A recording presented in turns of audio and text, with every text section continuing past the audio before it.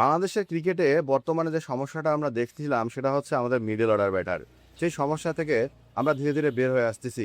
কারণ এই মুহূর্তে আমাদের মিডল অর্ডারে সবচেয়ে ভরসার নাম লিটন কুমার দাস এবং নাজমুল হোসেন শান্ত এবং তাওহিদ হৃদয়। লিটন কুমার দাস কিন্তু যখন ওডিআইতে ব্যাটিং করতেছিল তাকে ওপেনিং নামা হইতেছিল, তিনি বারবার ব্যর্থ হয়ে দল থেকে বের হয়ে গেছিল এবং সেইখানে তিনি ঘরোয়া ক্রিকেটগুলোতেও যখন ওপেন করতেছিল তিনি দল থেকে বের হয়ে গেছিল। তাকে একাদশেও জায়গা রাখেনি ঘরোয়া ক্রিকেটেও। লিটন কুমার দাস পারফরমেন্স না করেও তাকে আমরা ন্যাশনাল টিমে নিয়ে এসেছি শুধুমাত্র মিডল অর্ডারে একটা ভরসা খুঁজে পাওয়ার জন্য। এবং নিউজিল্যান্ড সিরিজে লিটন কুমার দাস তার প্রমাণ দিয়েছে। পাকিস্তান সিরিজেও যদি দেখেন, লিটন কুমার দাস খুব ভালোভাবেই মিডল অর্ডারে প্রমাণ দিয়েছে। সেই সাথে নাজমুল হোসেন শান্ত ৪ নাম্বারে পারফেক্ট একজন মিডল অর্ডার ব্যাটার হিসেবে নিজেকে প্রমাণ দিচ্ছে। গত ১৪ ইনিংসে নাজমুল হোসেন শান্ত যখন কোনো রান পাচ্ছিল না, এরপর তিনি যখন পাকিস্তান সিরিজ এবং নিউজিল্যান্ড সিরিজে নিজেকে মেলে ধরলো এবং সেই সাথে 50, 100 দিয়ে বুঝাই দিল যে তিনি ৪ নাম্বারের জন্য পরীক্ষিত একজন প্লেয়ার। এবং মিডল অর্ডারে যদি লিটন কুমার দাস এবং নাজমুল হোসেন শান্তর মতো অভিজ্ঞ ক্রিকেটার থাকে, তাহলে আশা করব আমাদের মিডল অর্ডারের যে সমস্যা আছে সেটা দূর হয়ে যাবে। এমনটাই মনে করে বাংলাদেশের ব্যাটিং গুরু মোহাম্মদ আশরাফুল। এবং সেই সাথে তার চোখে এখন বাংলাদেশের মেন সমস্যা হচ্ছে lower middle order batter. Lower middle অর্ডারে গিয়ে আমরা রান তুলতে পারতেছি না, কারণ লোয়ার মিডল অর্ডারে গিয়ে খুব কম বলে কুইক রান করার মতো একজন ব্যাটার আমাদের দরকার। আমরা এখনই পজিশন অনুযায়ী ক্রিকেটার খুঁজবো। সিলেকশন প্যানেলকে আমরা বলে দিয়েছি, যারা যে পজিশনে খেলতে খুব ভালো করে তাদেরকে ন্যাশনাল টিমের জন্য সেই পজিশনে নিয়ে আসেন।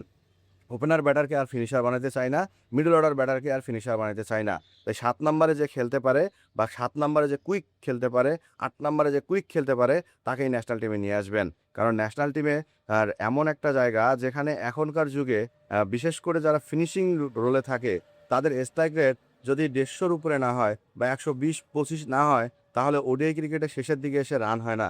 কারণ ওডিআই ক্রিকেটে প্রথম পাওয়ার পেলে এবং শেষের ১০ ওভারে কিন্তু রান তোলার জন্য। সেখানে আমাদের একটা দুর্বলতা দেখা যাচ্ছে যে আমরা শেষের দিকে গিয়ে রান তুলতে পারছি না। আমাদের যে রানটা হয়ে যাবে ৩০০ ৩৫০ কাছাকাছি যাবে বা ৩০০ প্লাস হবে, সেখানে গিয়ে আমরা ২০০ থেকে ২৫০-র মধ্যে ঠেকে যাচ্ছি শুধুমাত্র মিডল অর্ডার দুর্বলতার কারণে। এবং মোহাম্মদ আশরাফুল একজন ব্যাটিং কোচ হয়ে যে বাংলাদেশের দুর্বলতাটা খুঁজে বের করছে, এটা কিন্তু বিশাল ব্যাপার-স্যাপার।